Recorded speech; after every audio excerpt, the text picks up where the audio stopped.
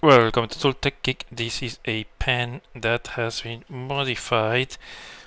So this was a novelty pen or a souvenir pen that had a touristic landmark piece of paper. I replaced it with a mathematical equations and a ruler to make it more proper, and I realized that inside of the pen there's a bit of space. So I did another modification to make it more useful or fun at least. Basically I 3D printed this little sleeve that goes in between the ink cartridge and this tube that is kind of in between.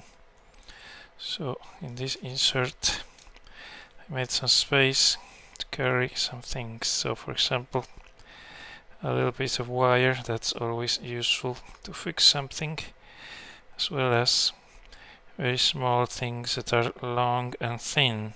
So in this case it is a nail, and this is a nail that could use a maybe to mark something or just as a nail. And then this is a cry-cut blade. So this is basically one of the smallest blades you can have if you need to open a package or something along those lines. So this can be all stored into these spaces. I don't know if there's any other small items that will fit in here, but there's not here a lot of room. But I thought like wire or maybe some thread could go in there. So this fits in that space.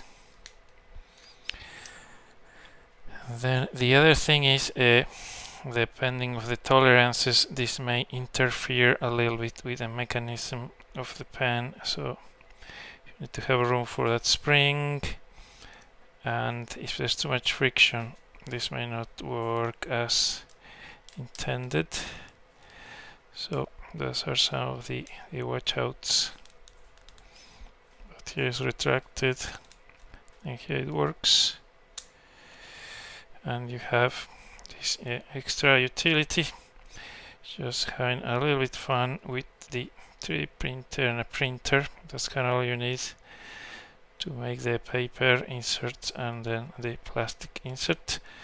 Thank you for watching.